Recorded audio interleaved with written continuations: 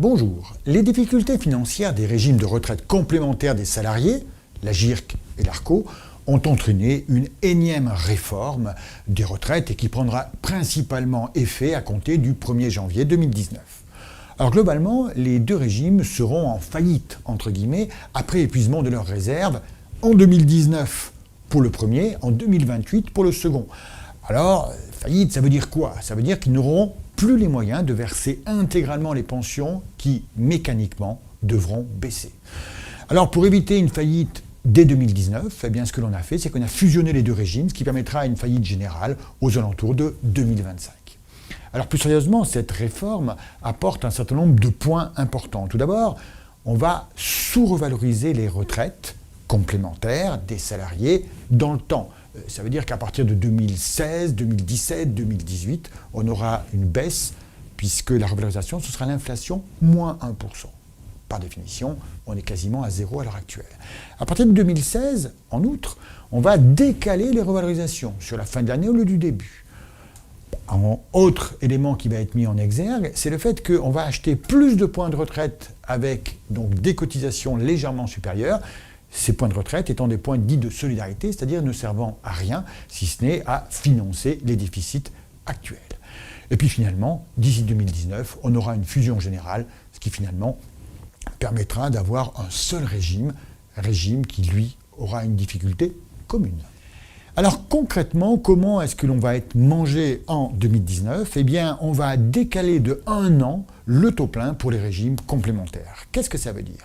Eh bien, le salarié qui a le nombre de trimestres requis en fonction de son âge peut normalement partir en retraite à taux plein à 62 ans. Mais à partir de 2019, eh bien, il ne percevra que sa retraite de base à taux plein. La retraite complémentaire, il ne la percevra qu'à hauteur de 90%, c'est-à-dire qu'il aura une réduction de 10%. Et ce, entre 62 ans et 65 ans, date à laquelle la retraite complémentaire deviendra intégrale, c'est-à-dire qu'il percevra bien 100% de sa retraite complémentaire, mais pas tout de suite. On le voit bien, ça vient à décaler dans le temps l'âge du taux plein pour la retraite complémentaire.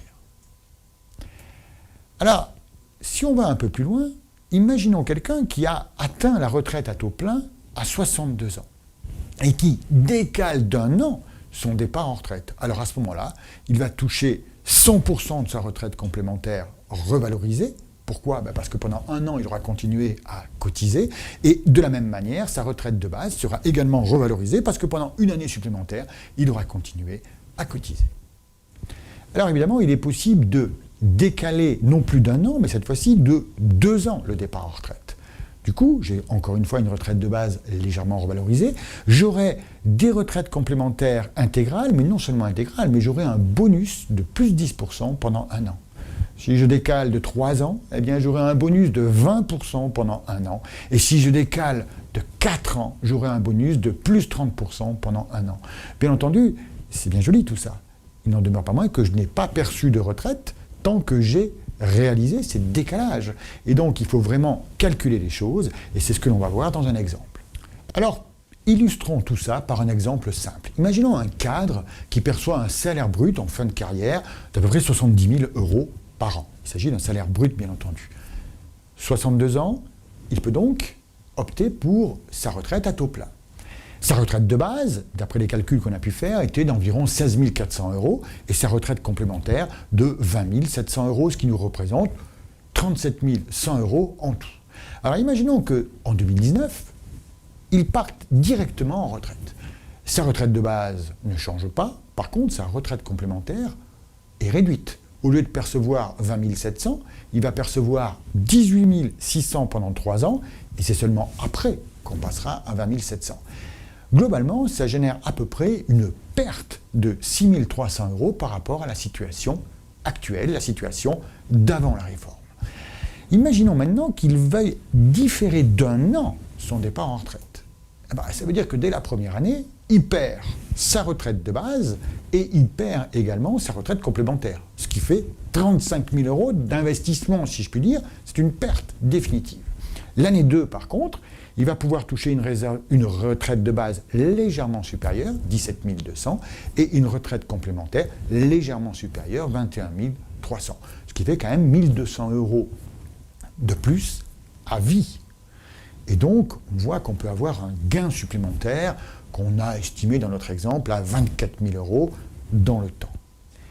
Tout de suite, on remarque une chose, c'est qu'on s'aperçoit que le gain potentiel, sauf à survivre très longtemps, est finalement modeste au regard de la perte initiale.